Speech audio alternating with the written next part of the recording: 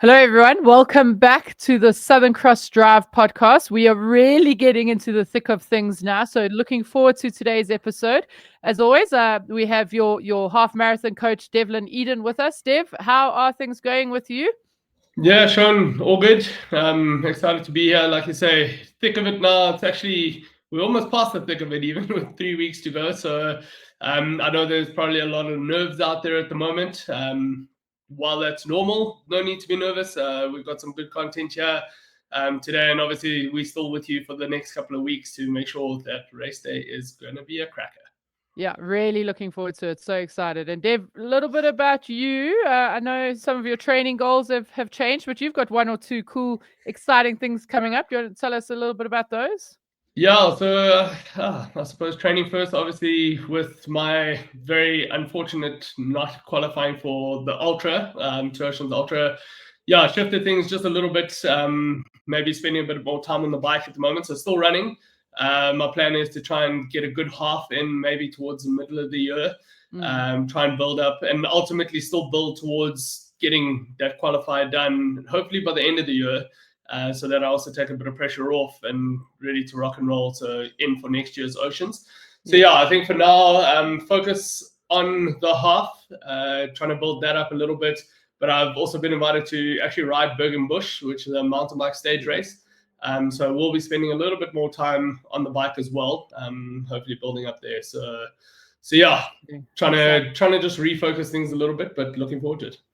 Yeah, and I mean the bike riding will obviously help the running and vice versa. But you've also got a bit of a, I guess, a marathon, more so an ultra. I don't even know what to call it, coming up with some exciting news coming in July, right? So if you're happy to share it with all the listeners.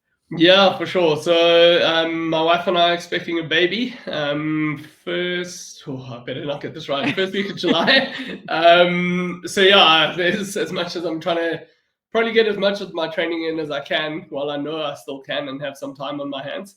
But yeah, we've got some exciting news and obviously sort of a different challenge thrown our way coming July. So looking forward to that as well, though.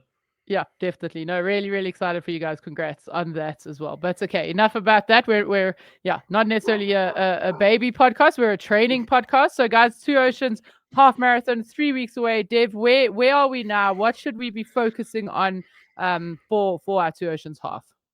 All right. Yeah, going into 3 weeks out of the race, this is your last big training week. So there still is a long run on the weekend. We've still got a lot of volume in the week. This is really the last sort of hurdle. We're not quite at the taper yet.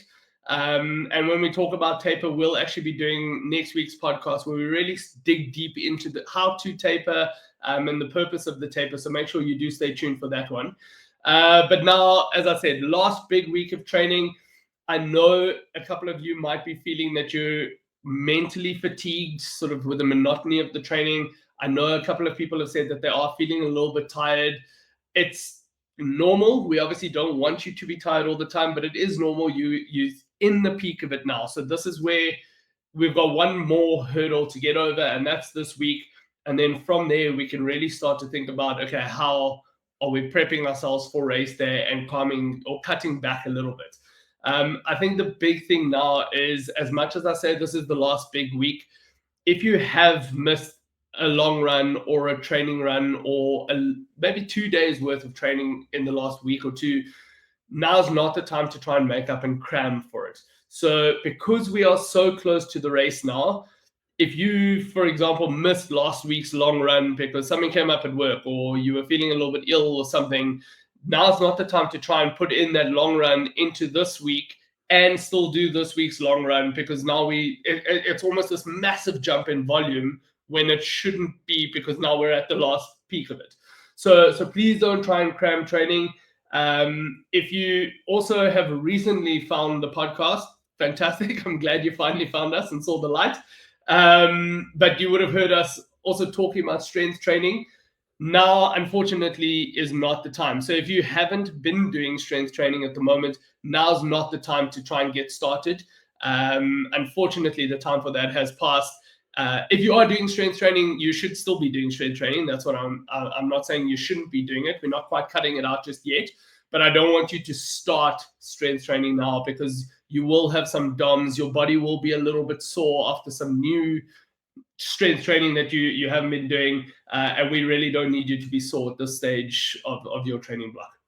Yeah, definitely. Dave, from a non-training perspective, I mean, what are some of the things that we can control? Because there's a lot of things that are out of our control. The weather, work stress necessarily, but there are some things that are in our control that aren't training related. What are those things that we should be also focusing on now as we're coming up to race day? Yeah, so big thing, and I mean, you and I have harped on it quite a bit over the last couple of episodes, but still staying healthy and injury free. So those really are important. And especially around the staying healthy side of it, there are quite a few controllables here. I generally like to kind of joke and say you need to wrap yourself in bubble wrap for the next couple of weeks. You've been working really hard for this half marathon. The last thing you want is to throw that away now because you've been out to some, I don't want to say to some social event, because we obviously don't want you to not have a social life, but at the same time, probably one or two sacrifices need to be made it's okay to say no to people, because other people carry germs. So stay away from getting sick if you can. Large environments or large crowds of people. The injury side of things, while it isn't always controllable, we can control certain things. So things like not cramming the training, as I mentioned, not taking silly risks. So if you get invited to a paddle tournament, for example, this weekend, please decline, especially if you're not a regular paddle player, because there is a high risk in something like paddle, or if someone's talked you into coming to do a CrossFit training session all of a sudden. So something different. No extreme sports is basically what I'm trying to say. Those are unnecessary risks this close out, and we really don't want you to cause any trouble there. And I think the last one, and I've seen this mistake happen time and time again, now is also not the time for you to test where you're at. So what I mean by that is, don't go and enter a 10K race or a half marathon race this coming weekend so that you can just get a feel for where you are. One, you're putting yourself in more risk for injury. Two, you are also creating an extra level of fatigue, which we definitely shouldn't be at this stage. Remember, you haven't freshened up into that race. So now you in a peak training block. Now you want to go and test yourself to see where you're at. So you're not going to be fresh. So there's a risk of getting injured. But also psychologically, from a confidence point of view, because you haven't freshened up for that race, you might not have a great run. And even if you do freshen up a little bit, you might still have a bad day. And if you have a bad day and you have a bad race, it might just blow your confidence out the water, where now suddenly you think, you know what, I'm going to have a terrible Oceans half. My training's been nowhere. And you start having all these doubts, which you really can't afford to have at this stage of your training. So I think really, like I said, I see it happen all the time. Please don't go out and test yourself. No time trials now, no 10K races or half marathon races just to see where you're at. And it's not a confidence booster. I can promise you that. It more often than not has a negative effect on your confidence if you have a bad run when you're 3 weeks out from a race that you've really been working hard for. Yeah, definitely. So no extreme games. Dev, does that rule out golf? Can we still play golf? Eh? So... I've seen you play golf, Shona. Sometimes that can be an extreme sport. Fair point. Let's not talk about my golf game. Dev, just a quick question before we move on, if we can. So what do we do if someone does get injured? You know, you're mentioning that this is probably like the last big week. You know, if they've played paddle the weekend, or you know, we were at a wedding on the weekend and at a friend of ours' wedding, and like I was wearing heels. If I had slipped and twisted my ankle, you know, what do I do in that situation? You know, it's the last big week. Should I be stressing that I'm now losing out on this last big week of training? Like, what's the goal? If you're over 50 and want to recover from sessions faster, run pain and injury free, and improve your endurance, then be sure to join Lindsay and I for our upcoming Faster Beyond 50 Masterclass. In it, we'll show you how we helped a 70-year-old run a 47-minute, 18-second 10K, and how you can take those exact same principles and apply them in your training. Simply scan the QR code that's on screen right now, or click on the link in the description below to save your seat in the training now. We look forward to seeing you there. Yeah, so definitely, look, I won't say don't stress, because you are going to be stressing this close. But because it is this close, and sometimes an injury, depending on what the injury is, could take a little bit of time to heal, I would actually cut back. So the bulk of the training really is done. As much as this is the last big week, it's also not worth you trying to push through thinking you can't miss out on the last big weeks of training, but you've got this little nagging pain or an injury. Get it sorted out. There is still time to get it done, but make sure you actually act on that. Take a day or two's rest. Go and see a doctor or a physio. Make sure we know exactly what you're dealing with, what the severity is, and what the limitations of your training is now. If you've picked something up now, whether it's a bit of an illness or an injury, and you don't get it sorted out now, think about it. It could take a week, it could take 2 weeks, and suddenly we're in race week, and you've now got so much doubt in your mind because not only have you missed a bit of training, but you're also still sore and you're still not 100%, and then you don't quite know where you're at.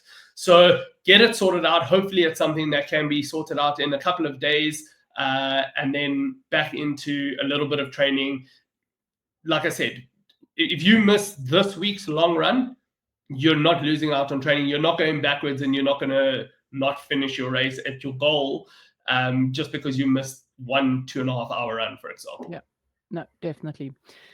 On that, Dev, so coming up with 3 weeks out, and we've had one or two of these questions come in already, but yeah, this is yeah, how do we start planning and preparing for our actual goal? Like, the expectations. I mean, now, like you say, we are past the business end and want to start thinking about our goals. Yeah, talk us through a little bit about setting those goals. Yeah, I think this is probably the main focus of sort of our discussion today, really, is setting the goals.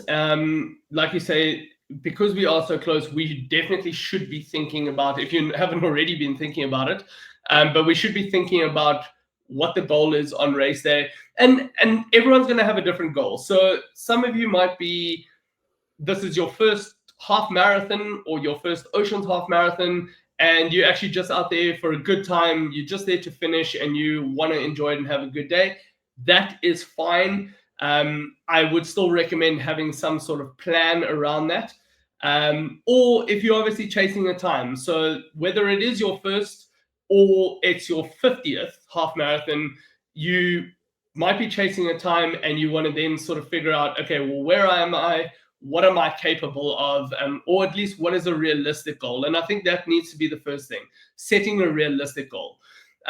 We use things, you would have heard us in past episodes talking about time trials, and we generally use a time trial as a really good indicator of where we're at the moment in our training. There would have been a time trial pretty recently in your training block.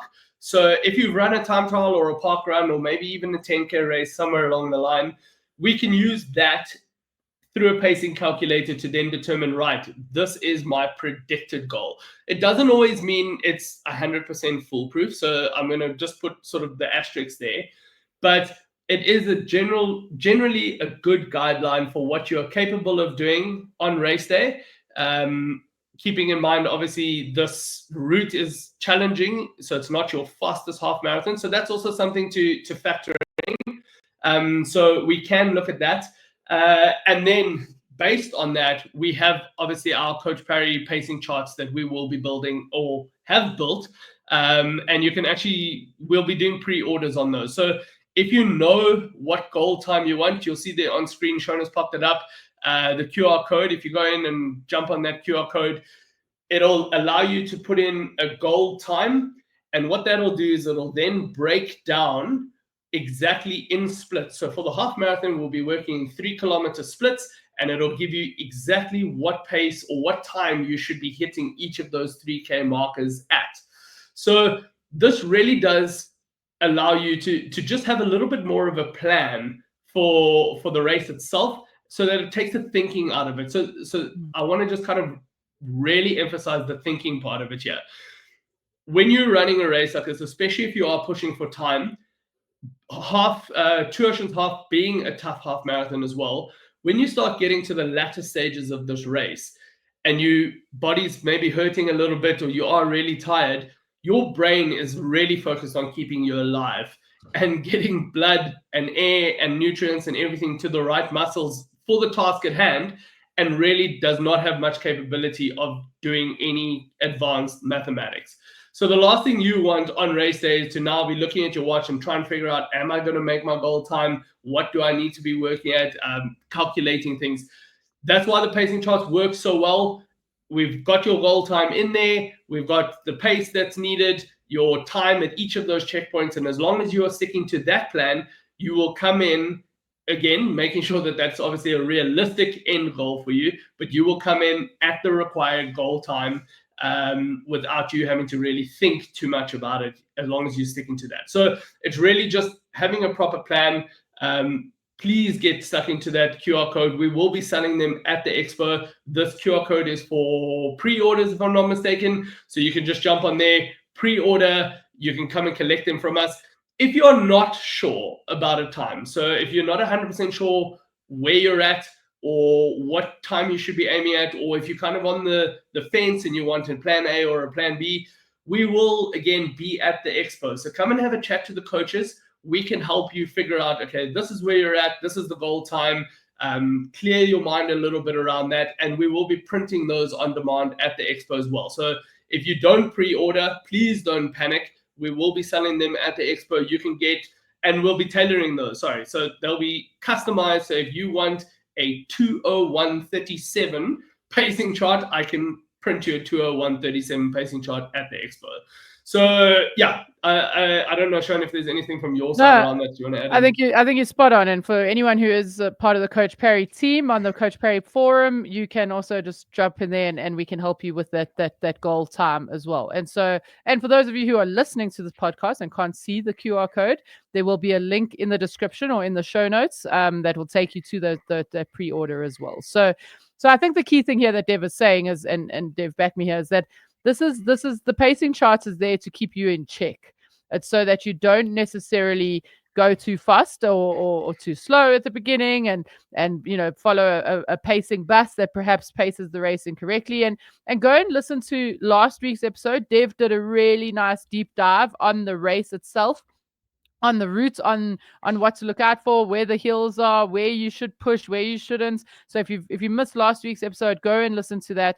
But yeah, the QR code on screen or in the link in the description in the show notes, if you're listening to this on an audio podcast player, to get to pre-order this your pacing charts. They really are just so valuable on the day. And yeah, just to keep you in check. I think what Dev says, I mean, my maths isn't great at the best of times, let alone when the glucose is going from my brain to my muscles. So yeah, they're just a really, really great way to guide you for your race.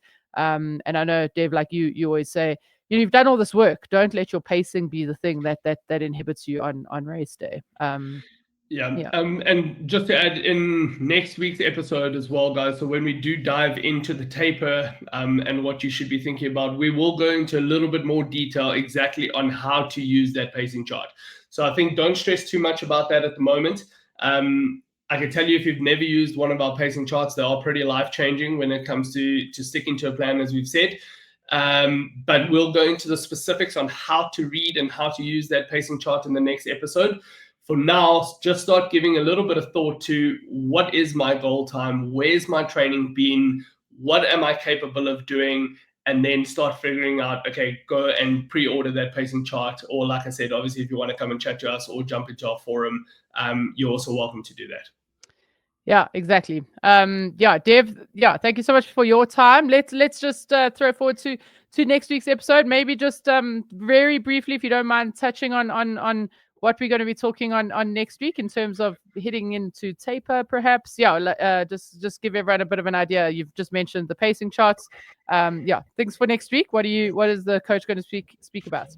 Yeah, so next week we're really getting into the kind of the meat of taper and what a taper is. So I mean, without going into too much detail now, taper, if I talk about taper to some people think, okay, good, now it's time to stop training and just lie with my legs up. It's definitely not that. But we're going to talk about how to taper appropriately. So what volume to cut down on, what you still should be including in the week as well. We'll be talking again, just touching a little bit, as I said, on how to calculate the pacing as well. So if we need to talk about time calculators and that. and then specifics around the pacing bands itself, where we'll talk you on how to read them, at what points on the route you should be where, and according to the pacing chart, and what's right and what's wrong when it comes to figuring those out. Brilliant. Yeah, thanks, Dev. That is awesome. Really looking forward to that one. I quite enjoy a taper. I know some other people don't, but I enjoy the taper. It's yeah, everything coming together really, which I quite like. But yeah, guys, those of you who are keen and interested in getting a pacing chart, click on that or scan that QR code or click on the link in the description to pre-order those. But as Dev has also said, we will be able to print you one at the expo, and we will be there from the Wednesday the 2nd to the 5th as well. So yeah, come and say hi to us there. But yeah, for now, Dev, thank you so much for your time, and yeah, we'll see you next week. Cool. Cheers, everyone.